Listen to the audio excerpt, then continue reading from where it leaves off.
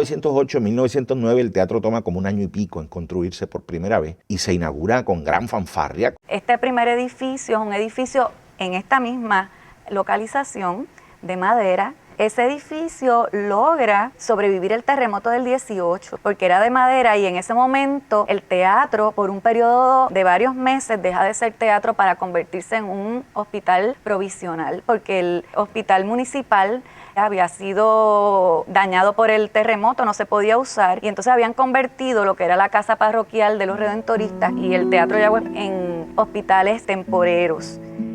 Cuando estaban viendo una película que se llamaba La Vestal del Sol Inca, el teatro se incendió y obviamente fue una tragedia tan sentida y tan llorada como fue el terremoto un año antes. Mis abuelos sufrieron mucho y hablo por referencia. Fue incluso hasta acusado y vilipendiado por pensarse que él pudo haberle podido pegar fuego a su propio teatro para cobrar un seguro, ¿no? Murieron damas, caballeros, niños. Recuerdo que mi padre tenía 5 años y estaba en el segundo palco de este lado, del primer piso, y ahí fue donde comienza el fuego en un abanico. Hasta el día de hoy a mí siempre me han dicho que fue un cohete de una fiesta que cayó en el abanico y produjo el fuego. Pero había versiones de que alguien había hecho el daño. También se habla de 200 personas muertas, se habla de 150. Mi padre me dijo que eran algunas 60. Los periódicos de la época informan que hubo alrededor de 50 muertos. La situación del Teatro Yagüez en esa noche fue que las puertas abrían para adentro y la gente trató de abrirlas hacia afuera y ahí se amotinaron. El techo no era de la mejor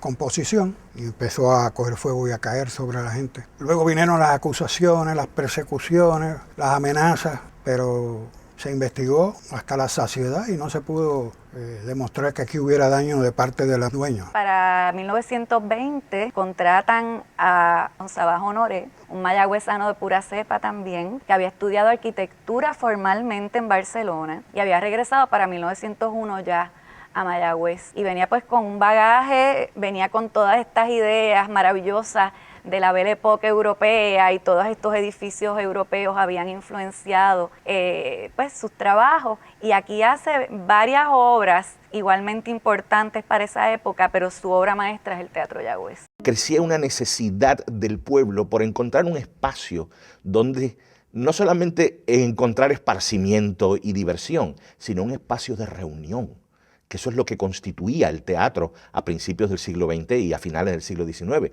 Un espacio donde se concretaban negocios, donde se conocía a la gente para casarse, donde los novios se encontraban, donde se hacían pactos sociales, ¿no? Y el teatro representó eso en muchas épocas, pero en el Yagüez, en principios del siglo XIX, lo representó mucho más.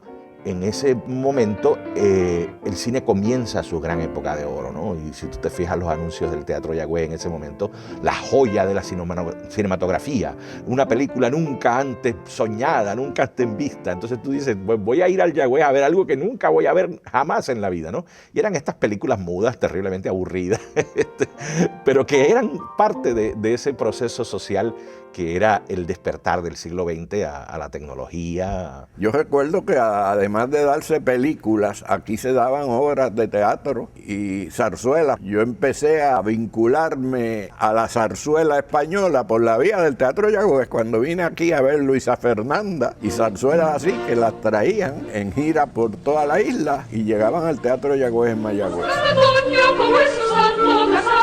Mi abuelo pues fue una de las primeras personas en exhibir películas en Puerto Rico. Fue una persona que se dedicó a traer lo mejor de lo mejor en la época a este teatro, después que lo construyó. Zarzuelas, dramas. Todas las compañías europeas convergían en el Teatro Yagüez y de aquí se marchaban nuevamente para correr el continente americano. Ese escenario fue muy importante y junto con el Teatro La Perla y junto con nuestro Teatro Tapia, pues eran los centros de cultura más importantes que tuvo Puerto Rico en todo el siglo XX.